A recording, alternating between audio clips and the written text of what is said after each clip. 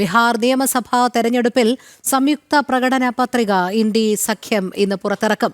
തേജസ്വി യാദവ് ഉൾപ്പെടെ സഖ്യത്തിലെ എല്ലാ ഉന്നത നേതാക്കളും പങ്കെടുക്കും. തെരഞ്ഞെടുപ്പ് പ്രഖ്യാപിച്ച ശേഷം സംസ്ഥാനത്തേക്ക് തിരിഞ്ഞു നോക്കാതിരുന്ന കോൺഗ്രസ് നേതാക്കൾ ഇന്നു മുതൽ സജീവമാകും. അതേസമയം പാർട്ടി വിരുദ്ധ പ്രവർത്തനങ്ങളിൽ ഏർപ്പെട്ടതിന് 2 MLA-മാരും 5 മുൻ MLA-മാരും ഉൾപ്പെടെ 27 നേതാക്കളെ RJD 6 വർഷത്തേക്ക് പുറത്താക്കി. ഡൽഹിയിൽ നിന്നും എസ് ശ്രീകാന്ത് ചേരുന്നു. ശ്രീകാന്ത്, ബീഹാർ നിയമസഭാ തെരഞ്ഞെടുപ്പിൽ സംയുക്ത പ്രകടന പത്രിക ഇന്ത്യ സഖ്യം ഇന്ന് പുറത്തിറക്കുമ്പോൾ എന്തെല്ലാം കാര്യങ്ങൾ ഉൾപ്പെടുത്തുമെന്നാണ് കരുതേണ്ടത്? വെറും പ്രകടനം മാത്രമാകുമോ പ്രകടന പത്രികയും? രോഹിണി, സ്വാഭാവികമായും ബീഹാർ തിരിച്ചുപിടിക്കുക എന്ന ലക്ഷ്യവുമായി ഇന്ത്യ സഖ്യം ഇറങ്ങുമ്പോൾ ഈ പ്രകടന പത്രികയിൽ വാരിക്കോരിയുള്ള വാഗ്ദാന പെരുമഴ ഉണ്ടാകും എന്നുള്ള കാര്യത്തിൽ ഒരു സംശയവും വേണ്ട. സൗജന്യങ്ങളുടെ പെരുമഴ തന്നെയായിരിക്കും ഉണ്ടാകാൻ പോകുന്നത്. സാധാരണഗതിയിൽ പ്രകടന പത്രികയിൽ പറയുന്നതൊന്നും തന്നെ നടപ്പാക്കി ശീലമില്ലാത്തതിനാൽ എന്തു വേണമെങ്കിലും വാഗ്ദാനം ചെയ്യുക എന്നുള്ളത് വളരെ എളുപ്പമുള്ള കാര്യം കൂടിയാണ്. ഇനി രണ്ടാമത്തെ കാര്യം, കോൺഗ്രസിന്റെ നേതാക്കളുടെ അഭാവമാണ്. ഈ തെരഞ്ഞെടുപ്പ് പ്രഖ്യാപിച്ചതിന്റെ പ്രചാരണം കൊട്ടിക്കയറുമ്പോൾ ഒരു ഘട്ടത്തിൽ പോലും രാഹുൽ ഗാന്ധിയോ പ്രിയങ്ക ഗാന്ധിയോ ഉൾപ്പെടെയുള്ള കോൺഗ്രസ് നേതാക്കൾ ബീഹാറിലേക്ക് തിരിഞ്ഞു നോക്കിയിരുന്നില്ല എന്നുള്ളതാണ് വസ്തുത.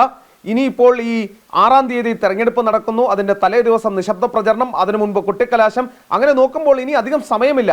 3-4 ദിവസം മാത്രമാണ് ഈ തെരഞ്ഞെടുപ്പ് പ്രചാരണം 1-ാം ഘട്ടം അവസാനിക്കാൻ ബാക്കിയുള്ളത്.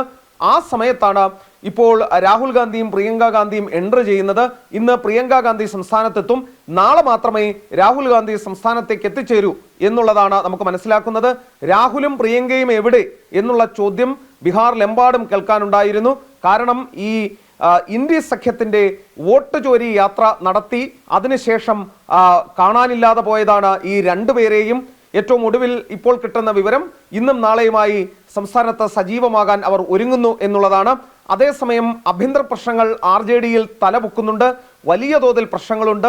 27 നേതാക്കളെ, അതായത് 2 MLA-മാരും മുൻ MLA-മാരും അടക്കമുള്ള 27 നേതാക്കളെ RJD പാർട്ടിയിൽ നിന്നും 6 വർഷത്തേക്ക് പുറത്താക്കിയിരിക്കുന്നു എന്നുള്ള വിവരം കൂടി ഇപ്പോൾ പുറത്തു വരുന്നു. അതേസമയം NDA-യുടെ മുഖ്യമന്ത്രി സ്ഥാനാർത്ഥി ആര് എന്നുള്ള ചോദ്യത്തിന് സംശയലേശമന്യേ ജിതൻ റാം മാഞ്ചിയും അതോടൊപ്പം തന്നെ ഇന്ന് ചിരാഗ് പാസ്വാനും മറുപടി നൽകിയിട്ടുണ്ട്. അത് നിതീഷ് കുമാർ തന്നെയായിരിക്കും. ഡബിൾ എഞ്ചിൻ സർക്കാർ ബീഹാറിൽ തുടരും എന്നാണ് ഇരുവരും പറഞ്ഞത്. ശരി, ശ്രീകാന്താണ് വിവരങ്ങൾ നൽകിയത്.